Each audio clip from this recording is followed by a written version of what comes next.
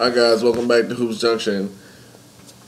Today we're talking about Blake Griffin, aka Mr. Dunk on Your Ass, aka the Freckled Assassin, aka I'll punch my own friend in the face and break my head. Hey, it was at least when Amari Stoudemire broke his hand, it was pretty funny, you know what I mean? At least it was like, okay, I lost a game and I'm pissed at the way I played. You punched this guy for no reason. Probably said something about your mother. But the writing is on the wall, ladies and gentlemen. Blake Griffin is going to make an exit out of LA. Pretty sooner or later, he will be making his exit out of Los Angeles. They already have been talking to Denver Nuggets about possible trades. I mean, it's there. It's there. It's inevitable. They see that how well they could play without him, and that kind of boosted their ego. To me, they're not a better team without him. But to me, in the same point, in the same speech, you can't have a clown in your locker room. You just poisoning your locker room. And the fact that he's really good, it'll make all the other players follow the same kind of, lining. He punches his friend, breaks his hand. He has to have surgery on his hand twice. Before that, last summer, he got into it in Vegas where he got into some kind of heckler, broke the guy's phone and camera, and now the guy was suing him, and he had assault charges, stuff like that.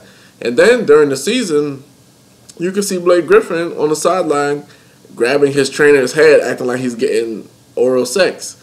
He took the jokes to the max.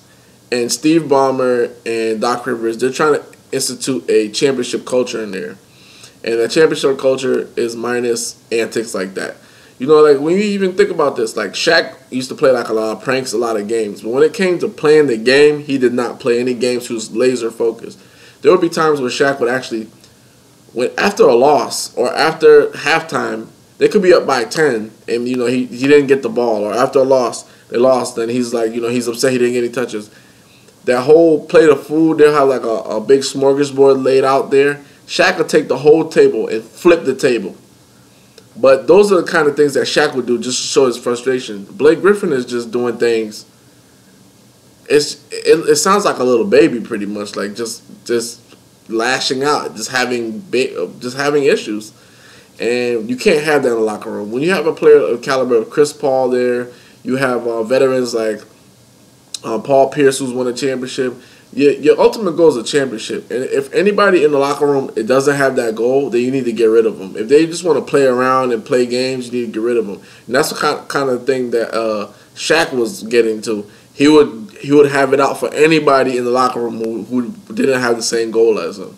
And right now, Blake Griffin doesn't seem to have the same kind of goals as the rest of the Los Angeles Clipper organization. Steve Ballmer's all in. He did everything he had to do. He's paying all this money. Doc Rivers, although he's a GM/coach and I don't like it, he's all in as well.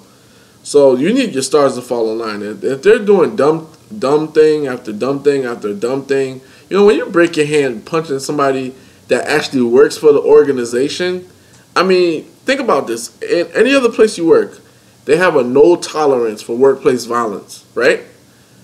This is the same. Blake Griffin is still an employee. And there's still no tolerance for workplace violence, ladies and gentlemen. So at the end of the day, they'll be sending a bad message if they do keep him. And if they do keep him and they could kind of reconcile the situation, it still puts a bad taste in the people's mouths. So the only thing they have to do is deal him. They have to deal him one way or another.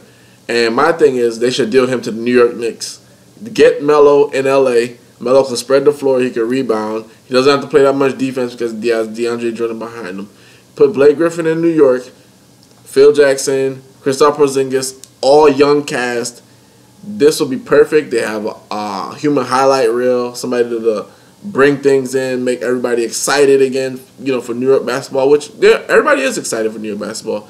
I think they're a very inconsistent team, but if they can rip off like if they just get a 5-game win streak, they can get in the playoffs. They can finagle their way in there. But, I mean, you put Blake Griffin there along with Kristaps Porzingis, and then you just build a young nucleus around Kristaps and Blake, that would be excellent. So you got two problems solved. The Clippers automatically become a contender, even a higher contender, and the New York Knicks, you get in the playoffs. So that's my take on Blake Griffin. I mean, I really liked him as an athlete. I thought he was more mature than this, but come to find out, is a lot more antics behind him, and it's just hurting him. And there's no tolerance for workplace violence, my friend. None whatsoever. This is Vlad from Hoops Junction. Like, comment, and subscribe. Hoops Junction, where hoops meets hoopla. Peace.